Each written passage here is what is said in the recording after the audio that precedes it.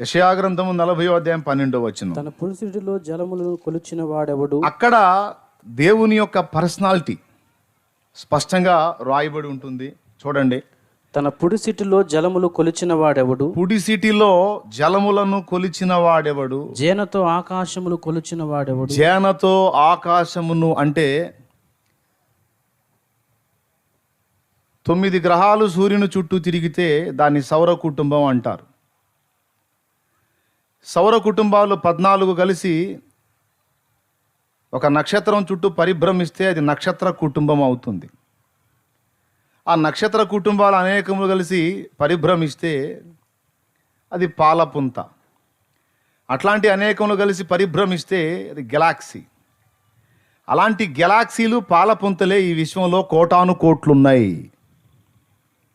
అన్నీ కూడా మనం ఆకాశం వైపు చూస్తే రాత్రి వేళ కోటాను కోట్ల నక్షత్రాలన్నీ కనపడుతూ ఉంటాయి. అంత అంటే పగలు కూడా ఉంటాయి కానీ కనబడవు మనకి. రాత్రి సూర్యుని యొక్క వెలుగు పోతుంది కనుక, మరుగవుతుంది కనుక అవి బయటకు కనపడతాయి. పైకి చూస్తే ఆకాశంలో కనపడుతున్న నక్షత్రాలు, ఆ తారలన్నీ కూడా మనం ఇందాక చెప్పుకున్నటువంటి లెక్కలోకి వచ్చేవి. వీటన్నిటినీ కలిగి ఉన్నది ఆకాశం అయితే, అంత పెద్ద ఆకాశాన్ని ఆయన జ్ఞానంతో కొలిచాడని ఇందాక మనం చదువుకున్న వచనం. ఏం అధ్యాయం, ఏ వచనం? 12 కరెక్టే. యెషయా 40:12. ప్రియులారా, మరి ఇప్పుడు దేవుని చెయ్యి ఏ సైజులో ఉంటే అంత పెద్ద అన్ని నక్షత్రాలు కలిగిన ఆకాశాన్ని జ్ఞానంతో కొలిచాడు. అప్పటికి ఆ జ్ఞానం ఎంత ఉండాలి? మీకు గతంలో చెప్పా. మూరతో కొలవచ్చు కదా దేవుడు ఆకాశాన్ని అంటే, ఇప్పుడు ఈ బల్ల ఉంది, మూరతో కొలవటానికి కనీసం 4 మూరలన్నా అయితే మూరతో కొలుద్దును. అవునా? ఒక మూరన్నారే అయ్యేదనుకో, అప్పుడు మూర ఉపయోగిస్తానా కొలవటానికి జాన ఉపయోగిస్తానా?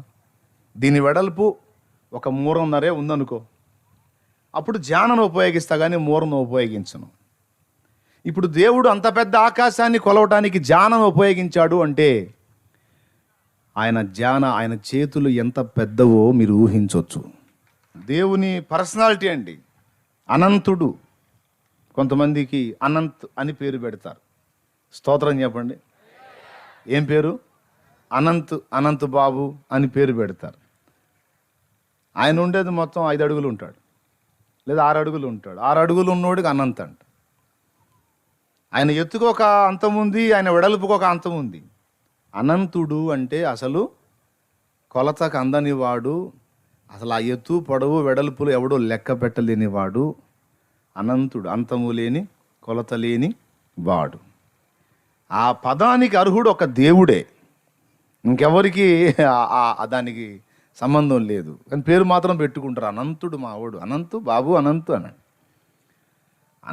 అనంతుడు అనే పదానికి దేవుడు ఒక్కడే అర్హుడు బాబు, ఇంకెవరికి అవకాశం లేదు. అంత పెద్దవాడు ఆయన. ఇంత విశాలమైన విశ్వాన్ని, ఆకాశాన్ని జానతో గొల్చాడు అంటే మొత్తం కలిసి అంత పెద్ద ఆకాశం కూడా ఆయన మూరన్నర, కనీసం 2 మూరలు లేదు. అమ్మ బాబాయ్, దేవుని చెయ్యి ఎంత పెద్దదో చూడండి. అగాధ సముద్ర జలములను పుడిసిటిలో కొలిచిపోశాడు. దోసిలి ఏమండి, దోసిలి అందులో సగం అది పుడిసిలి, నోట్లో పోస్తే పుక్కిలి, ఇట్లా ఉంటాయి కదా మన తెలుగు పదాలు. అట్లాగా ఇంత పెద్ద అగాధ సముద్ర జలాల్ని చేతులతో కొలిసిపోశాడంటే అసలు ఆ చెయ్యి ఎంత ఉంటుందో ఊహించండి మీరు. అవునా?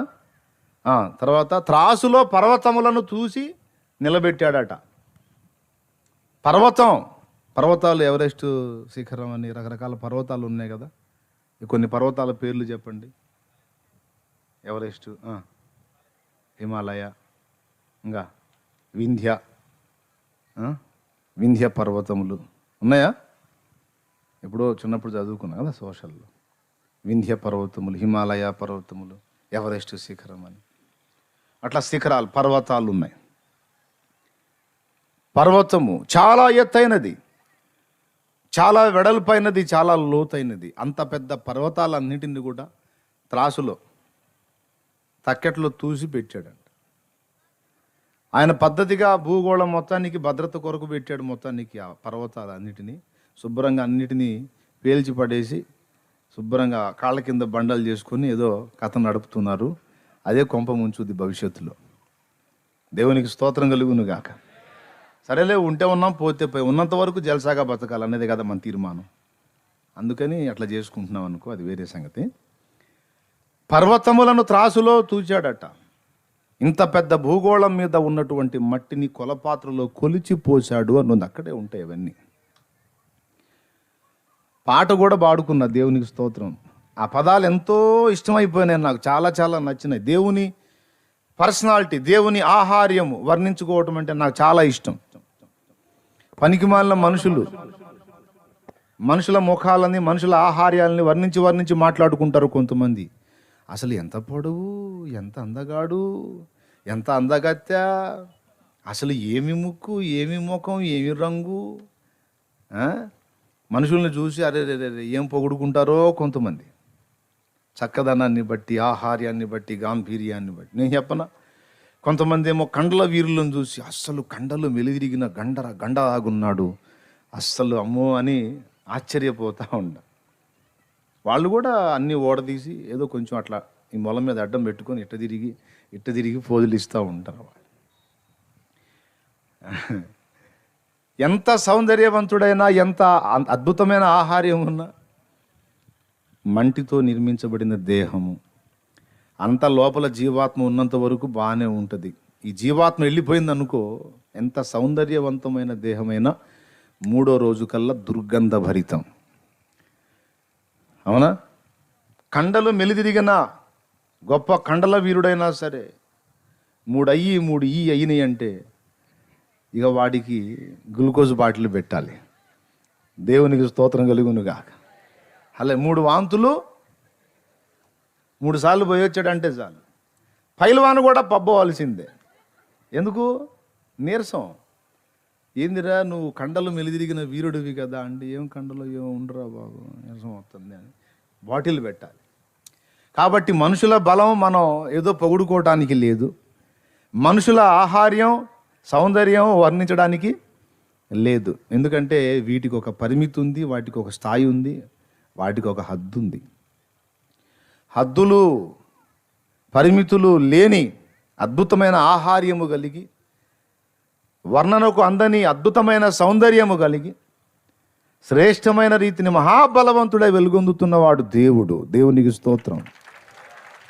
అందుకే ఏ మనుషుని గురించి మాట్లాడుకోవటం కంటే, ఏ మనుషుని వర్ణించుకోవటం కంటే కూడా ఆయనను గురించి వర్ణించటం, ఆయన గురించి అభివర్ణించి పాడటం నాకు చాలా చాలా చాలా ఇష్టం.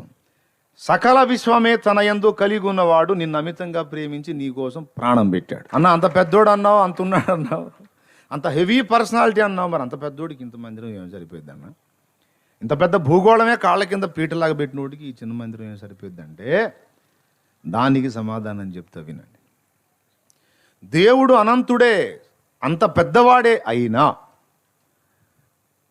తన పిల్లలమైన మనతో మాట్లాడడానికి వచ్చినప్పుడు, మనతో సహవాసం చేయడానికి వచ్చినప్పుడు ఆ మహిమ అంతటిని కూడా విడిచిపెట్టి మన వంటి సామాన్యుడిగా తనను తాను తగ్గించుకొని వస్తాడు. నమ్మకం ఉందా మీకు? లేదా? ఎంతమందికి ఉంది?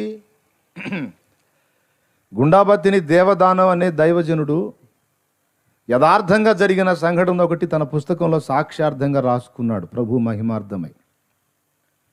వాళ్ళ నాన్నగారి పేరు రోషయ్య, వాళ్ళ అమ్మ పేరు రాగమ్మ.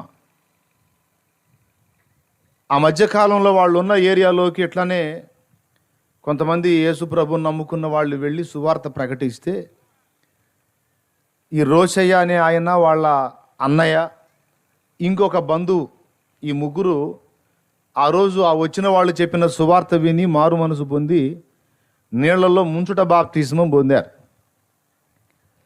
పొందిన కొద్ది రోజుల తర్వాత ఇక వీళ్ళు మిగిలిన వాళ్ళ కార్యక్రమాల్లో ఏకీభవించకుండా, వీళ్ళ ప్రార్థన, వీళ్ళు యేసు ప్రభు భక్తి మార్గంలో వీళ్ళు క్రమంగా నడుచుకుంటూ ఉంటే ఊరోళ్ళకి కడుపులో మండింది.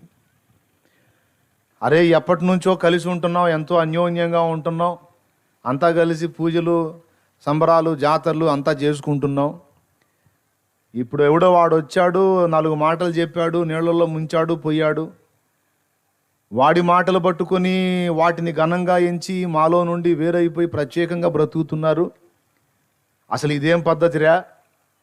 మనం ఒకటి, వాడెవడో వచ్చి చెప్పిపోయిన మాట మనం వినేదేంట్రా అని ఊరోళ్ళంతా కమిటీ మీటింగ్ వేశారు.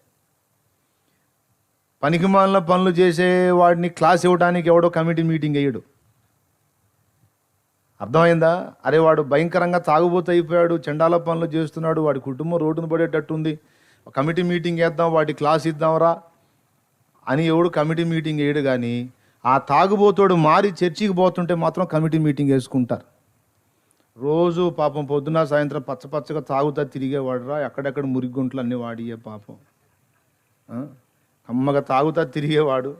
ఏందిరా ఇంత బాగా మారిపోయాడు, ఏందిరా, రండిరా మనందరం కలిసి కమిటీ వేసి వాడిని ప్రశ్నిద్దాం. అది ఎందుకురా, ఎందుకు అట్లా చేస్తున్నావురా అని మనం అడిగామనుకో, ఎందుకేంది వాడు బాగుపడ్డాడు, అందుకు వాడు తాగుపోతే చెడిపోతే వాడు ఏం బాధ లేదు, కానీ వాడు మంచిగా మారాడు, ఇప్పుడు అది నచ్చలేదు మాకు. కొంతమంది అట్టంటి వాళ్ళు ఉంటారు. పాపం వీళ్ళందరూ మారి చక్కగా ప్రార్థనలు చేసుకుంటుంటే వాళ్ళు కమిటీ మీటింగ్ వేసి రోషయ్య అన్నని ఆ బంధువుని ముగ్గురిని పిలిచి నిలబెట్టారు. ఏందబ్బాయ్ తేల్చండి మీ సంగతి ఏంటని తేలిస్తే చివరికి రోషయ్య వాళ్ళ అన్నయ్య ఆ బంధువు ఇద్దరు మళ్ళా యేసుప్రభుని వదిలేసి ఆ వెనకటి క్రమంలోకి వెళ్ళడానికి ఇష్టపడ్డారు. అయితే రోషయ్యని అడిగాడు.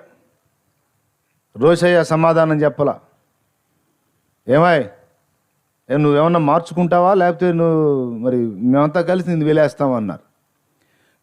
వెలేసుకోండి, నేనేం మార్చుకునేది ఏం లేదు, యేసు ప్రభుని మాత్రం వదిలేది లేదు అన్నాడు. యేసు ప్రభుని వదలకపోతే ఈ ఊరు ఇంత ఊరుంది, ఎవడు నిన్ను పట్టించుకోరు, ఎవడు నీతో మాట్లాడినా వాడు కూడా వెలివేయబడతాడు, నీకు తెలియదు మా సంగతి, చాలా చెదరవుతావు నువ్వు అని క్లాస్ ఇచ్చారు. మీరు ఏమన్నా చేసుకోండి, నేను సచ్చినా పర్వాలా, మారే ప్రసక్తే లేదు యేసు ప్రభుతోనే నా బ్రతుకన్నాడు. వాళ్ళ అన్నయ్య రోషయ్య వాళ్ళ అన్నయ్య, నేను చెబుతాను సార్ మా వాడికి, మా తమ్ముడికి నేను చెప్పుకుంటాను, మీరు తొందరపడి అట్లాంటి పని చేయొద్దని వెళ్ళి తమ్ముడికి చెప్పాడు. రే అబ్బాయ్ రోషయ్య, నా మాట వినరా, ఎంతైనా మన కులం మనకు కావాలరా, మన బంధువులు మనకు కావాలి. ఏదో వచ్చారు వాళ్ళు 4 మాటలు చెప్పారు, యేసుప్రభు అన్నారు, బాప్తిస్మం ఇచ్చారు, పోయారు. మళ్ళా మనల్ని నానాగచాట్లు పడుతున్నా పట్టించుకునే పరిస్థితి అయితే లేదు.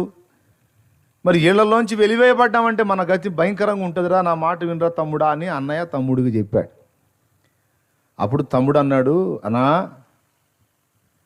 ఏదైనా ఒక పని చెయ్యకముందే ఆలోచించాలి, చేసిన తర్వాత ఇంకా ఆలోచన అనేది చేయకూడదన్నా, అయిపోయింది ఇక అంతే. తలలోతు నీళ్లలో మునిగి యేసు ప్రభువే నా జీవితాంతం, నేను ఆయననే ఆరాధిస్తాను, నీకు ఆయనతోనే నా బ్రతుకు అని ప్రమాణం చేసి నువ్వు మాట తప్పుతావేమో, నేను తప్పనన్నా, చచ్చిపోయినా పర్వాలేదు అన్నాడు. నువ్వు తప్పుతావేమో మాట, నేను తప్పను అంటే అట్లయితే నీ పని అయిపోయింది. ఏమన్నా కానీ నా మాట వినో, ఈ ఒక్క విషయంలో మాత్రం విన్నాను, ఇంకేమన్నా చెప్పు. ఏమనంటే నీ ఇష్టం వచ్చినట్టు చేయండి. రే అబ్బాయి అందరూ వినండి, ఈ రోషయ్య అనేవాడు మనం చెప్పిన మాట వినలేదు కాబట్టి అతనిని అతని కుటుంబాన్ని మేము వెలేస్తున్నాం. ఊళ్ళో ఎవరైనా వాళ్ళతో మాట్లాడినా, వాళ్ళు ఎవరైనా ఊళ్ళో వాళ్ళతో మాట్లాడినా, ఎవరైతే వీళ్ళతో మాట్లాడతారో వాళ్ళని కూడా వెలేస్తాం అని ఊళ్ళో ఉండకుండా ఊరు బయటికి నెట్టేశారు. వెళ్ళి ఊరు వెలపట ఒక గుడి చేసుకున్నాడు. ఎందుకు మరి ఊళ్ళో ఎవరూ పట్టించుకోవట్లా, ఎవరూ మాట్లాడట్లా, అదొక క్షోభ కదా. వెళ్ళి ఊరు వెలపట గుడి చేసుకున్నాడు. రోజు ఒక ముసలాయన వచ్చి కూర్చొని పొద్దున్న నుంచి సాయంత్రం దాకా కాపలా ఉండి పోయేవాడట. ఎందుకు కాపలా చెప్పండి? ఊరోళ్ళు ఎవరన్నా వచ్చి అతనితో ఆ కుటుంబంతో మాట్లాడతారేమో, మాట్లాడితే వాళ్ళని కూడా వెలేయాలని. చూడండి, పనికి మాలిన పనులకి ఎంత సీరియస్గా తీసుకుంటారో మనుషులు. కూర్చొని రోజు పొద్దున్నొచ్చి సాయంత్రం దాకా కాపలా కాసిపోయేవాడు ఆ ముసలాయన. వాళ్ళు పెట్టారు ఊరోళ్ళు, ఏం లెక్క చేయలా. ఇంతకేనేమన్నా సంపన్నుడా అంటే కాదు, శ్రమజీవి. చిన్న చిన్న పనులు చేసుకొని బతికేవాడు. చీపుళ్ళు అల్లుకొని, చాటలు అల్లుకొని, కొన్ని వస్తువులు తయారు చేసుకుని పట్నం వెళ్ళి వాటిని అమ్మి ఆ వచ్చిన సొమ్ముతో పిల్లలకు అన్నం పెట్టుకునేవాళ్ళు. ఓ రోజు భార్యకి భత్యం ఇచ్చాడు, వెళ్తున్నాను నేను, పిల్లలు జాగ్రత్త. ఏమైనా మనం దేవుని కోసం నిలబడ్డాం, ఎన్ని బాధలు వచ్చినా మనం వెనకడుగు వేయకూడదు. ఈ తనువు యేసుతోనే అంతమైపోవాలి, వెనక్కి తిరిగే ప్రసక్తే లేదు. వెళ్తున్నాను నేను, నువ్వు జాగ్రత్త. ఈ ఆహారం తీసుకొని దగ్గర పెట్టుకొని ఇదంతా చూసుకొని జాగ్రత్తగా పిల్లలకు పెట్టుకొని భద్రంగా ఉండు. నేను వెళ్ళి ఈ సరుకు అమ్ముకొని డబ్బులు తీసుకొస్తా, పడమట పల్లెల్లోకి వెళ్ళి అమ్ముకొని వస్తానమ్మా నేను అని పోయాడు. పాపం పోయాడు. పోయిన దగ్గర నుంచి అక్కడ వాన పట్టింది, ఆయనకి వ్యాపారం లేదు. ఆయన పోయిన మరుసటి రోజు నుంచి ఈమె పెద్ద కొడుక్కి భయంకరమైన విషజ్వరం స్టార్ట్ అయింది. కళ్ళ ముందే రోజు రోజుకి కన్న కొడుకు ఆహారం తీసుకోకుండా బలహీనుడైపోతున్నాడు. ఏడుస్తుంది, మొత్తుకుంటుంది. తన గోడు చెప్పుకుందామంటే పలకరించే దిక్కు లేదు. ఏ కారణం చేత? యేసయ్యను నమ్ముకున్న కారణం చేత. ఎవరో పలకట్లా, ఎవరో మాట్లాడట్లా. ముసలోడేమో వచ్చి కాపలా కూర్చొని పోతున్నాడు. కొడుకేమో తినట్లేదు, ఒళ్ళు కాలిపోతుంది, తగ్గట్లేదు. ఏదో ఆమెకు తెలిసిన వైద్యాలు చేసింది. అప్పట్లో ఈ ఐరన్ కాల్చి వాతలు లాంటివి పెడతారు కదా, ఏదన్నా అట్లాంటి జబ్బు ఉందేమో అని అట్లా పెట్టిట్లే ఏదో ఆమె చేతనైన వైద్యాలన్నీ చేసింది. లేదు, ఆ బిడ్డ తిప్పుకోవాలి. రోజు రోజుకి అట్లనే బలహీన పడిపోయి చావుకు సమీపం అయిపోయాడు. భయం వచ్చేసింది. భర్త ఏమో రాలా, ఆయనకి వ్యాపారం కాలా. అక్కడ ఏం చేయాలా? ఇంకా చిన్న చిన్న పిల్లలు ఉన్నారు. ఆ పిల్లల్ని పెట్టుకొని శుష్కించిపోతున్న కొడుకు, చావుకు దగ్గర అవుతున్న కొడుకును చూసుకుంటా ఏడ్చుకుంటా ఉంది. ఆమె బాధ అంతా తెలిసినా కూడా ఎవడో పలకరించట్లా. ఏదో బాధపడుతుందని ఎరిగుండి కూడా ఎవడో పలకరించట్లేదు. సొంత వాళ్ళు సైతం పలకరించట్లేదు. ఒకరోజు చూస్తూ ఉండగానే కళ్ళ ముందే చచ్చిపోయాడు. ఆ పిల్లవాడు చచ్చిపోయాడు. చచ్చిపోతే ఆ చిన్నవాడి శవాన్ని దగ్గర పెట్టుకొని గోడుని ఏడ్చుకుంటుంది. చాలా దుఃఖపడుతుంది. ఆదరించే దానికి భర్త లేడు, ఎవ్వరూ లేరు. ఆ పసిబిడ్డల్ని పెట్టుకొని, ఆ చచ్చిపోయిన కొడుకుని పెట్టుకొని అయ్యా ఏసయ్యా అని ఏడ్చుకుంటా మొత్తుకుంటా అల్లాడిపోతూ ఉంది. ఆడ మనిషి అండి పాపం, ఎంత బాధ, ఎంత వేదన. చాలా కొన్ని గంటలు గడిచిపోయింది, చచ్చిపోయాడు. క్లియర్గా అర్థమైపోయింది, బ్రతికిలేడు, చచ్చిపోయాడు. కొన్ని గంటలు గడిచిన తర్వాత ఆమె ఇంటి ముందుకి ఒక ఆజానుబాహుడైన వ్యక్తి వచ్చి నిలబడ్డాడండి. పెద్ద ఆయన, అవతల పక్క ఊరికి సంబంధించిన వాళ్ళలాగా పొడవుగా ఉన్నాడు. గొడుగు కర్ర లాంటి కర్ర చేతిలో పెట్టుకొని టకాటకా నడుచుకుంటూ వాళ్ళ మెల్లలోకి వచ్చాడు. మెల్లలోకి వచ్చి జుట్టు, గడ్డం, ఓ పెద్ద ఆయన వచ్చి నిలబడితే ఆమె ఏడుపులో కూడా ఆ బిడ్డనట్టు పెట్టుకుని ఎవరయ్యా మీరు అంది. అంటే నేను ఎవరైతే ఏం కానీ ఎందుకు ఏడుస్తున్నావు అని. మీకు తెలియదేమోనయ్యా, నా దగ్గరికి రాకూడదు, మా దగ్గరికి రాకూడదు, ఊరోళ్ళు మమ్మల్ని వెళ్ళేశారు, యేసుప్రభుని నమ్ముకున్నాను మమ్మల్ని వెళ్ళేశారయ్యా, మీరు రాకూడదయ్యా, మిమ్మల్ని చూస్తే మిమ్మల్ని కూడా వెళ్ళేస్తారయ్యా, వెళ్ళండి అయ్యా. నన్ను వెలివేసేవాడు ఎవడున్నాళ్ళేమ్మా, నువ్వు ఎందుకు ఏడుస్తున్నావో చెప్పు అన్నాడు. ఇది యథార్థంగా జరిగిన సంఘటన, అబద్ధం కాదు, కహానీ కాదు, రియల్. ఏంది ఎందుకు ఏడుస్తున్నావు అంటే, నా బిడ్డ చచ్చిపోయాడయ్యా అనే తన బిడ్డను చూపించి ఆయన కండిషన్ చెప్పింది. చచ్చిపోయాడు, చూశాడు. ఎక్కడ చచ్చిపోయాడు? చచ్చిపోలేదుగా అన్నాడు. లేదయ్యా చచ్చిపోయాడయ్యా, చూడే ఒళ్ళు చల్లగా అయిపోయింది, మంచులాగా అయిపోయింది, చూడయ్యా శ్వాస లేదయ్యా, గుండె ఆగిపోయిందయ్యా, నాడి లేదయ్యా, రోజు శుష్కించేలాగా అయిపోయాడయ్యా అని ఓరు నేర్చింది.